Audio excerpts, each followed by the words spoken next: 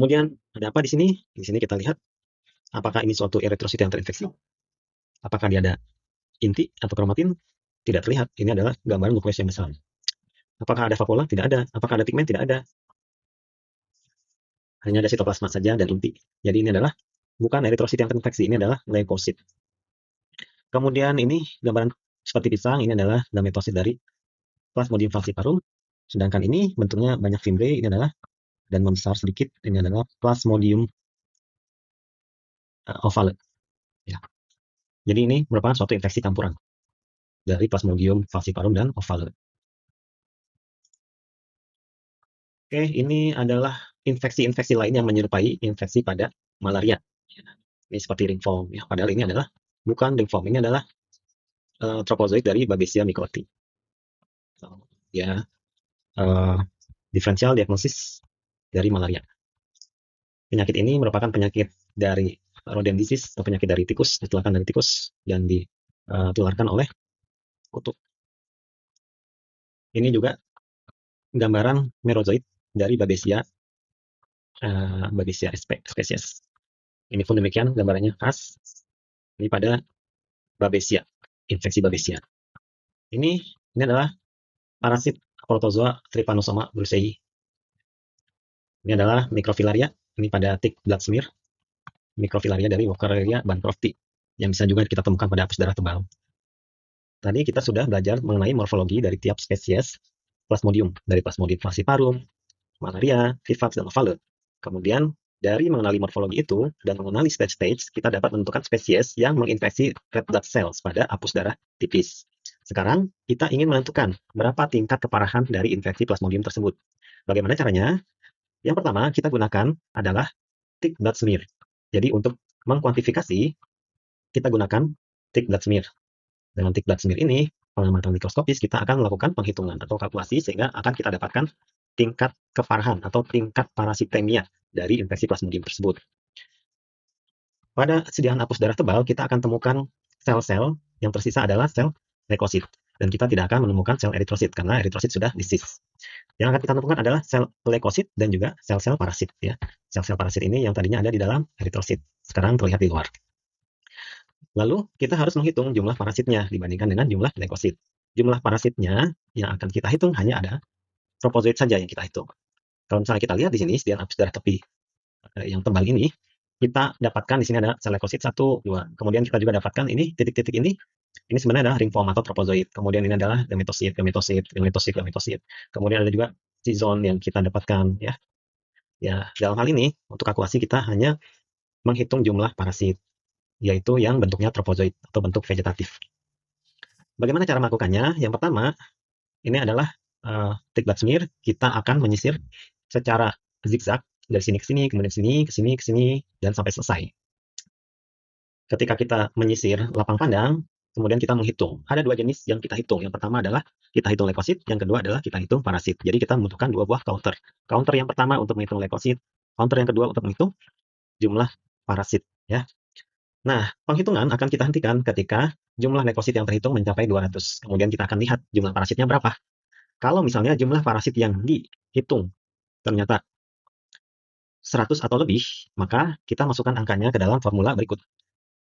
Jumlah parasit per mikroliter adalah jumlah parasit terhitung dibagi dengan jumlah leukosit terhitung dikali 8.000. Ya. Dari mana 8.000 ini? 8.000 adalah jumlah leukosit normal atau jumlah leukosit standar pada darah manusia. Jadi, kalau misalnya kita dapatkan, misalnya jumlahnya adalah jumlah parasit yang terhitung adalah 100, berarti 100 per 200 kali 8.000. Artinya sama dengan 4.000 parasit per mikroliter. Namun, seandainya waktu kita mencapai leukosit itu 200, leukosit sudah terhitung 200, ternyata parasitnya hanya 50, artinya di bawah dari 99, maka kita harus meneruskan penghitungan jumlah leukosit sampai leukositnya mencapai 500. Kemudian kita lihat berapa jumlah parasitnya. Jadi misalnya kita teruskan lagi dari 50 tadi, 50 parasit yang terhitung, kemudian kita lanjutkan menghitung jumlah leukosit sampai mencapai 500. Ketika mencapai 500, sedangkan jumlah parasitnya yang kita hitung adalah mencapai 100, maka kita masukkan ke rumus ini, 100 per 500 dikali 8.000, sama dengan 1.600 parasit per mikroliter. Seperti itu aturannya. Nah, dari sini kita dapat menentukan tingkat parasitemia dan kita bisa melihat apakah pasien ini terinfeksi malaria dan infeksinya apakah infeksi malaria berat atau infeksi malaria tanpa komplikasi. Di situ ada aturan-aturannya, ada guideline-nya. Kapan suatu malaria dikatakan tingkat malaria berat? Pada saat jumlah parasit per mikroliternya berapa? Karena ini akan menentukan bagaimana tata laksana selanjutnya. Seperti itu. Ini adalah contoh penghitungan parasit per mikroliter. Misalnya contoh yang pertama, ketika kita menghitung, kemudian kita dapatkan parasit tropozoitnya jumlahnya 155, waktu leukositnya terhitung 208. Maka dilakukan penghitungan parasit 155 dibagi 208 dikali 8.000. Artinya ditemukan 5.962 parasit per mikroliter darah. Contoh yang kedua, terjadi infeksi campuran, di mana jumlah gametosit Plasmodium falciparum tambah jumlah tropozoit Plasmodium vivax sama dengan 360 parasit. Jadi, kalau misalnya terjadi infeksi campuran, maka kita hitung semua stadium. Bukan hanya tropozoit saja, tapi kita hitung juga jumlah gametositnya. Misalnya ditemukan jumlah totalnya adalah 360 parasit, semua stadium. Kemudian jumlah leukositnya yang terhitung 202, maka hitung parasitnya adalah 360 dibagi 202 dikali 8.000. Maka kita dapatkan angka 14.257 parasit per mikroliter darah. Oke, demikian kita sudah menyelesaikan materi untuk bagaimana cara mengidentifikasi suatu plasmodium dan menentukan tingkat parasitemia dari suatu infeksi malaria atau infeksi plasmodium. Pemeriksaan mikroskopis ini sangat penting karena selain untuk menentukan diagnosis, ini juga penting untuk menentukan jenis terapi yang kita butuhkan untuk mengobati pasien.